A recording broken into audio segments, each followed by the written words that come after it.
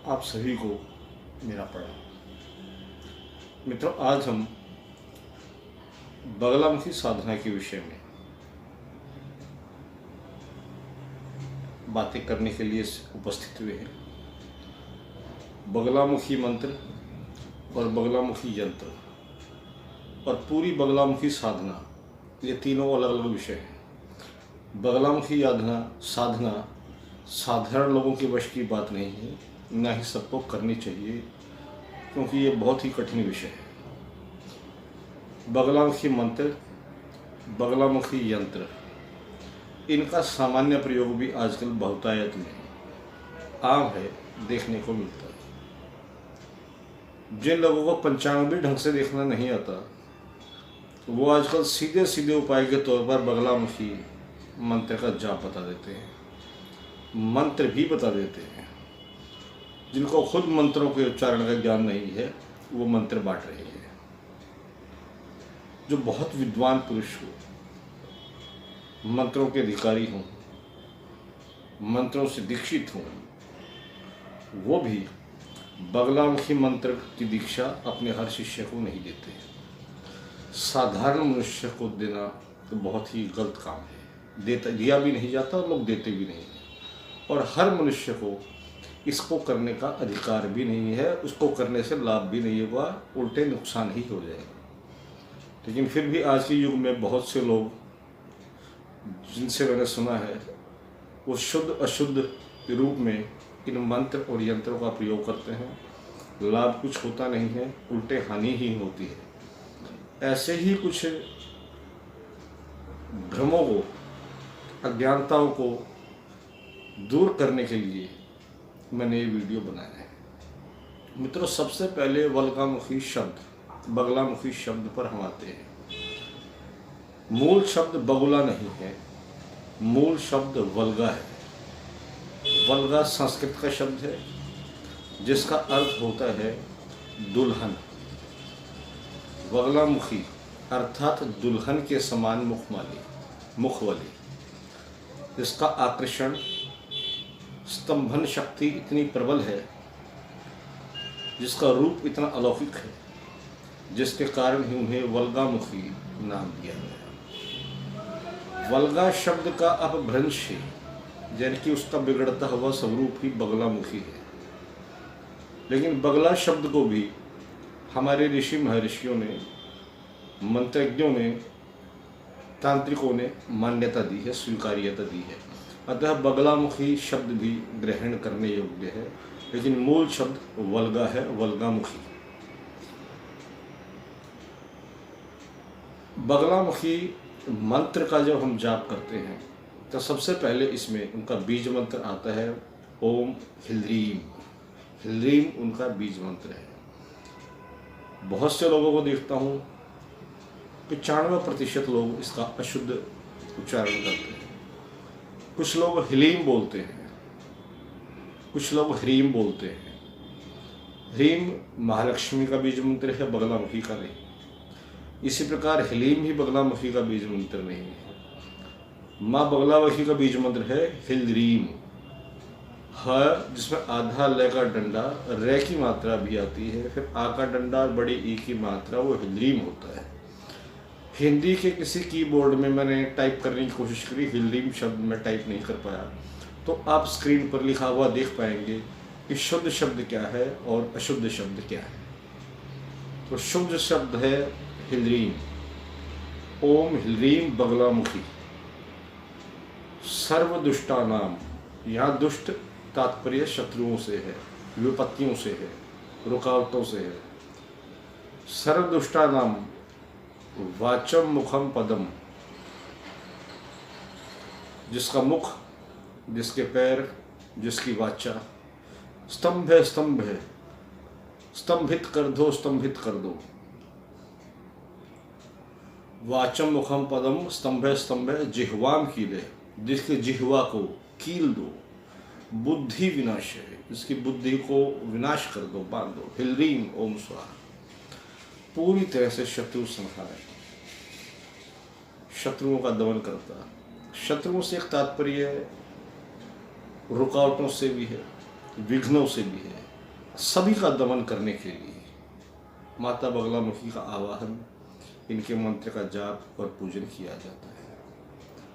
बगलामुखी मंत्र के बाद इनका यंत्र आता है। आजकल लोग बाजार में जाते हैं, बने हुए यंत्र तांबे के या चांदी के या स्वर्ण के बने हुए ले आते हैं, जिनसे का कोई भी लाभ नहीं होता।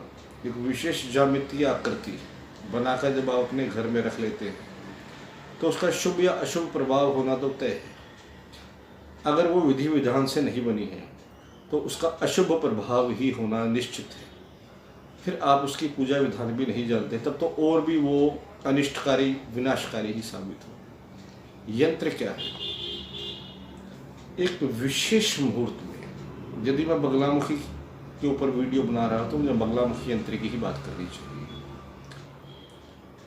कृष्ण पक्ष की मंगलवार की चतुर्दशी तिथि को, यानी कि 14 तिथि को, उस दिन मंगलवार भी था, कृष्ण पक्ष भी था, सौराष्ट्र के काठियावाड़ क्षेत्र में, यानी कि आज का गुजरात के काठियावाड़ क्षेत्र में हरिद्रा नाम के सरोवर में माता बगलामुखी का प्राकट्य हुआ। वहाँ प्रकट हुई थी अर्धरात्रि को। उस दिन कृष्ण पक्ष मंगलवार और चतुर्दशी तिथि थी। पूरे वर्ष भर इस तिथि को सर्वश्रेष्ठ माना जाता है बगलामुखी साधनाओं के लिए। तंत्र के बगलामुखी साधना के लोग इसका इंतजार करते हैं। दूसरे, प्राकट्योत्सव अर्थात बगलामुखी जयंती, उस दिन भी एक विशेष समय होता है इन मंत्र यंत्रों की साधना करने का, इनके निर्माण का। और इसके अलावा भी साल भर में अनेकों ऐसे मुहूर्त हैं जो आते रहते हैं जब इन मंत्रों की साधना की जाती है, इन यंत्रों का निर्माण किया जाता है। अब हम मुहूर्त के बाद पात्र पर आते हैं कि बगलामुखी यंत्र का निर्माण किस चीज़ पर और किस वर्ण के व्यक्ति को करना चाहिए। बगलामुखी यंत्र, अगर हम धातु की बात करें तो केवल स्वर्ण पर बनाने का विधान है। स्वर्ण पत्र, सोने के पत्रे पर, इस पर प्रतिष्ठित बगलामुखी यंत्र की प्रभाव अवधि 20 वर्ष मानी गई, यानी कि 20 वर्ष तक ऐसा बगलामुखी यंत्र प्रभाव देता रहता है। उसके बाद इसका प्रभाव गौण होने लगता है, कम होने लगता है। दूसरा है भोजपत्र। भोजपत्र पर अष्टगंध, गोरोचन और भी कई प्रकार की चीज़ें हैं जिनका यहाँ पर मैं वर्णन उचित नहीं समझता। विशेष और एक विशेष वृक्ष की लकड़ी से कलम बनाकर भोजपत्र पर उस विशेष मुहूर्त में विशेष वर्ण का व्यक्ति इस यंत्र को बनाए। वो विशेष वर्ण कौन है? जिनको वर्ण से ये अधिकार मिला है कि वो किसी धातु आदि पर यंत्र बना सके, यानी कि स्वर्णकार या फिर ब्राह्मण या फिर वो व्यक्ति जो बगलामुखी साधना में दीक्षित हो, अर्थात गुरु के द्वारा उसे अधिकार प्राप्त हो, बगलामुखी मंत्र साधना की दीक्षा मिली हो, वह उस यंत्र को बनाने का अधिकारी है। अब यंत्र बनाए कैसे? इसी वीडियो के अंत में एक क्लिप मैं ऐड करूँगा जब मैं एक कागज़ के ऊपर और पेन से अपने ही हाथ से एक बगलामुखी यंत्र बनाता हूँ। बगलामुखी यंत्र को लिखने का, बनाने का एक क्रम होता है। इससे 1 के बाद 2 आएगा, 2 के बाद 3, 3 के बाद 4, 8 के बाद 9, 9 के बाद 10, 99 के बाद 100। इसी प्रकार से पहले हमें उसमें क्या लिखना है? बीज मंत्र लिखना है। फिर करना है, एक त्रिकोण बनाना है, ऊर्ध्व त्रिकोण, यानी कि जिसका मुख नीचे हो। फिर उसके ऊपर एक त्रिकोण बनेगा, फिर एक त्रिकोण, फिर पहली आवृत्ति आ जाएगी, फिर अष्टक। जब उस प्रकार से हम यंत्र को लिखते हैं तो उस प्रक्रिया को बोलते हैं यंत्रोद्धार, यानी कि यंत्र का उद्धार हो जाना। तो वह किसी भी यंत्र की बनाने का जो प्रक्रिया है, जो प्रोसेस है, उसका पहला चरण है सही मुहूर्त में सही वर्ण के व्यक्ति द्वारा सही तरीके से यंत्र बनाना, अर्थात यंत्रोद्धार हो जाना। यंत्रोद्धार का दूसरा अर्थ है यंत्र का उसी समय चैतन्य हो जाना। उसके बाद उसके संस्कार किए जाते हैं। संस्कार के अंतर्गत आवरण पूजा आदि यंत्र की होती है। देवी बगलामुखी का पूजन होता है, उनके मंत्रों का जाप होता है। और अगर आप किसी पुरस्चरण या विशेष प्रयोग में बैठे हुए हैं और आप अपने गुरु से दीक्षित भी हैं, तो भी किसी भी नए प्रयोग या पुरस्चरण में बैठते समय एक भोजपत्र पर बगलामुखी यंत्र को लिखा जाता है। एक बगलामुखी यंत्र फिर निर्मित किया जाएगा, जिसको माता बगलामुखी के चरणों में रखकर उनका पूजन किया जाता है। पूजा करके हर बारी बगलामुखी से ही उस मंत्र की दीक्षा फिर पुनः लेनी होती है। 100 बार अगर जीवन में कोई आदमी बगलामुखी का प्रयोग करता है तो 100 बार ही बगलामुखी की दीक्षा वो लेगा माता बगलामुखी से, भले ही वो अपने गुरु से दीक्षित हो, अन्यथा उसको प्रयोग में सफलता नहीं मिलेगी। इस प्रकार यंत्र तक हम आ गए। यंत्र निर्माण शुद्ध लेखन की विधि इस वीडियो के अंत में मैं क्लिप बनाऊंगा, उसमें है। अब मित्रों, हमने मंत्र का शुद्ध उच्चारण, मंत्र यंत्र का बनाने का मूर्त, यंत्र बनाने का पात्र कोण और यंत्र बनाने की विधि के विषय में चर्चा करी। अब मित्रों, एक दो बहुत जरूरी बातें भी हैं। सामान्य जन जिसने बगलामुखी की सिद्धि नहीं की है, वो इस यंत्र को और मंत्र को से छेड़ाखानी करने की कोशिश ना करे। 99% केसों में यही देखने को आया है कि करने वाले को हानि हो जाती है। मैंने बड़े बड़े वेदों के विद्वान, जिन्होंने सारे वेद शास्त्र पढ़े हैं, लेकिन बगलामुखी मंत्र में वो दीक्षित नहीं है, उसको करते समय उनके पागल हो जाने की स्थिति भी देखी है। यानी कि मानसिक रूप से पागल हो गए और जीवन भर भटकते रहे, उनका फिर कोई इलाज नहीं हुआ। सामान्य मानवी, सामान्य मनुष्य इसे न करे। अगर करते समय कोई चूक या गलती हो गई तो वो आपके लिए बहुत भारी पड़ सकती है। सामान्य परिस्थितियों में जानकार को भी इनका प्रयोग नहीं करना चाहिए। इसलिए कि विद्वान गुरु भी अपने शिष्य को अन्य सभी विद्या दे देता है, लेकिन बगलामुखी महाविद्या का मंत्र जो है, इस साधना की दीक्षा समेत कुछ अन्य विशेष दीक्षाएं हैं जो सभी शिष्यों को देने के योग्य भी वो शिष्य नहीं होते। इनको गुप्त रखना ही पड़ता है। अधीर व्यक्ति को, बात बात पर गुस्सा करने वाले व्यक्ति को, ईर्ष्या करने वाले व्यक्ति को, अकारण क्रोध करने वाले व्यक्ति को, बैर भाव रखने वाले व्यक्ति को, दूसरे का बुरा चाहने की इच्छा रखने वाले व्यक्ति को इन मंत्रों का, इन विद्याओं का ज्ञान नहीं दिया जाता। अंत में मित्रों, यदि आप सिद्ध प्राण प्रतिष्ठित भोजपत्र निर्मित बगलामुखी यंत्र धारण करने के लिए, घर या दुकान में रखने के लिए प्राप्त करना चाहते हैं, तो शुद्ध भोजपत्र पर शुद्ध सामग्रियों द्वारा निर्मित प्राण प्रतिष्ठित बगलामुखी यंत्र आप हमसे प्राप्त कर सकते हैं। इसकी भेंट 2100 रुपये होगी। यह आपको कोरियर द्वारा भेज दिया जाएगा। उससे पहले आपको इसके लिए जो भेंट हमने 2100 रुपये निर्धारित की है, वो पेटीएम द्वारा या अकाउंट नंबर में आप हमें दे सकते हैं। बगलामुखी यंत्र अनेकों प्रकार की समस्याओं से, कष्टों से मुक्ति दिलाने वाला है।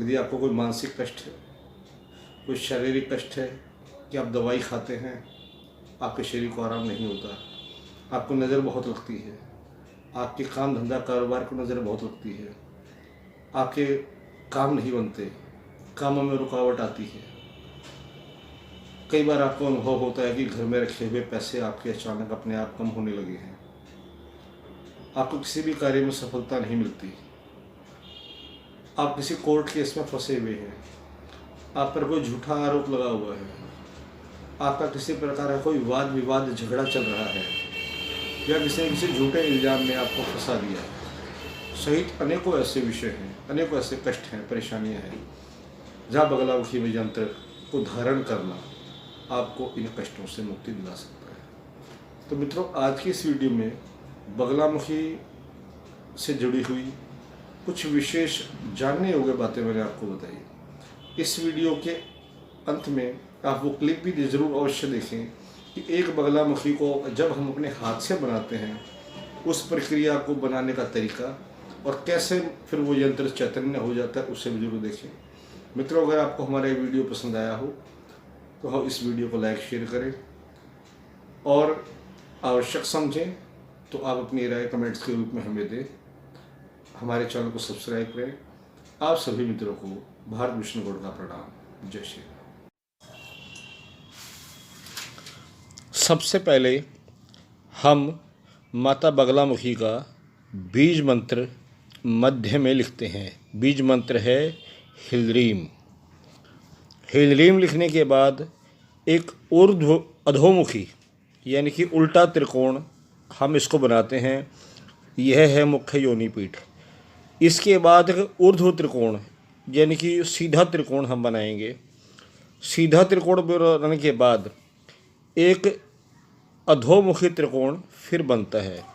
इसके बाद प्रथम आवर्ती बनाई जाती है यानी कि पहली आवर्ती, पहला घेरा जिसमें यंत्र को कवर किया जाता है। इसके बाद इस आवर्ती के ऊपर अष्टदल कमल का निर्माण किया जाता है। यह इस यंत्र की अगली प्रक्रिया है। अष्टदल कमल बनाने के बाद